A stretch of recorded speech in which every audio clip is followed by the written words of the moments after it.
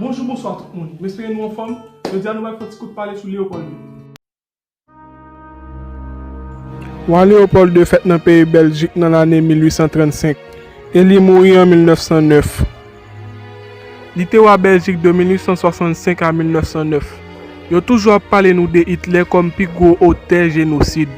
Hitler a tué environ 6 millions de juifs, mais qui est loin de la de Léopold II. Léopold II tué plus passé 10 millions de Congolais dans une question de exploitation caoutchouc. Il était pas un Congo pour propriété privée malgré le peuple a révolté. Dans la période ça, plus fort territoire en Afrique était colonisé et presque chaque pays grande puissance à l'époque était pris un territoire par eux et dominé. En 1884, il a organisé une conférence à Berlin pour décider qui vient dominer le territoire africain. Petit ou grand travail pour roi Léopold II. Ou te mette 6 ans. De pour pas vlober pour travailler à couper mieux. Et en pile esclave te kon sauver dans forêt. Yon Congolais soudé te kon mourir par jour. Et pour toi son exemple te kon jeter ton paquet de bébé dans fleuve pour crocodile manger. Léopold fait effacer toute preuve de gestion république là. Il fait effacer toute preuve qu'on était maltraité Congolais. Il te voulait montrer qu'il est un patriote et laver image li. Malgré ça, il y a quelques photos avec histoire de notre tête congolais. À l'arrivée des missionnaires au Congo belge, de voir des prêtres et pasteurs blancs dans cette patrie. Révérend père, pasteurs et chers compatriotes, soyez les bienvenus dans notre grande patrie du Congo belge. La tâche qui vous est confiée de remplir est très délicate et demande beaucoup de tact. Prêtres et pasteurs, vous venez certes pour évangéliser, mais cette évangélisation s'inspire de notre grand principe, avant tout, les intérêts de la métropole. Le but essentiel de votre mission n'est point d'apprendre aux Noirs à connaître Dieu. Ils le connaissent déjà depuis leurs ancêtres. Ils prient et se soumettent à Nzambi Mpunu, que je sache, et aussi à Nzambi Mawezi. Ils savent que tuer, voler, coucher avec la femme d'autrui, calomnier, insulter est mauvais. Ayons le courage de l'avouer, vous ne venez pas leur apprendre ce qu'ils savent déjà. Votre rôle est essentiellement de faciliter les administrateurs et les industriels, c'est-à-dire que vous interpréterez l'évangile de la façon qui sert le mieux vos intérêts dans cette partie du monde. Pour ce faire, vous veillerez entre autres à désintéresser nos sauvages noirs des richesses dont regorge leur sous-sol, afin d'éviter qu'ils s'y intéressent ou qu'ils nous fassent une concurrence meurtrière, rêvant un jour à nous déloger de Sarki avant que nous ne nous enrichissions.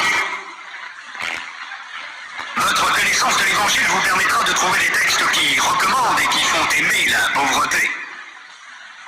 Par exemple, heureux les pauvres, car le royaume des cieux leur appartient.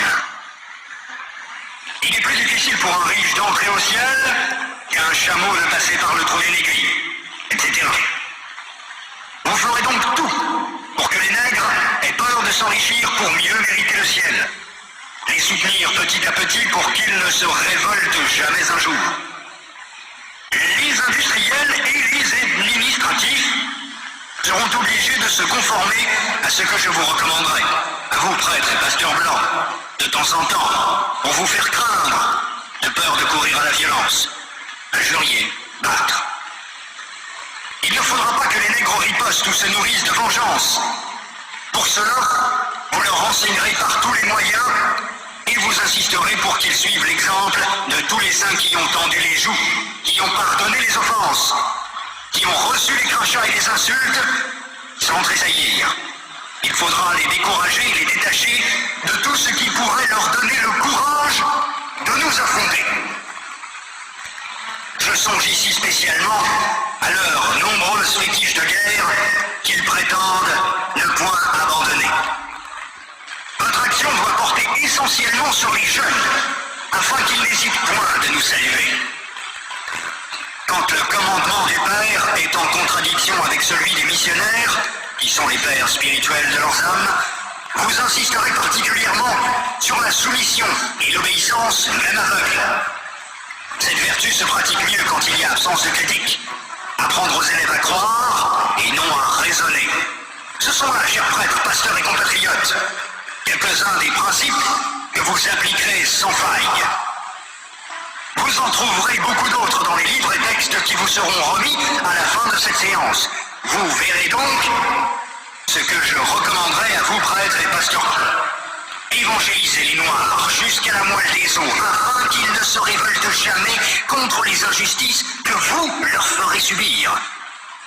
Faites-leur réciter chaque jour, heureux ceux qui pleurent, car le royaume des cieux leur appartient. Convertissez les Noirs au moyen des chicottes. Gardez leurs femmes à la mission pendant 9 mois, afin qu'elles travaillent pour vous. Courtisez-les s'il le faut, et exigez ensuite à ces convertis qu'ils offrent en signe de reconnaissance des bonnes viandes, poules, coqs et œufs, chaque fois que vous visitez leur village. Faites tout pour éviter que les Noirs ne deviennent riches. Pour ce faire, chantez-leur chaque jour qu'il est impossible à un homme riche d'entrer dans le royaume des cieux. Faites-leur payer une taxe chaque semaine à la messe de dimanche. Détournez cet argent prétendument destiné aux pauvres pour avoir des magasins importants là où vous êtes, paroisse, procure. Transformez vos missions ainsi en de gros centres commerciaux florissants et aidez légèrement les pauvres pour encourager d'autres blancs à investir régulièrement. Demandez aux Noirs de mourir de faim et vous autres vous mangerez 5 fois par jour. En plus, que vos ventres soient toujours pleins de bonnes choses et que vos bouches exhalent partout l'odeur des oignons. Instituez pour eux un système de confection qui fera de vous de bons détecteurs pour dénoncer tout Noir à une prise de conscience pour la revendication de l'indépendance nationale. Enseignez une doctrine que vous ne mettrez pas en pratique, et peut-être s'ils vous demandent pourquoi vous comportez-vous contrairement à ce que vous prêchez, répondez-leur, vous les Noirs, suivez ce que nous lisons et non ce que nous faisons. Et s'ils répliquent en disant qu'une foi sans œuvre est une foi morte, prêchez-vous en appliquant le fouet et répondez-leur, heureux ceux qui croient sans protester.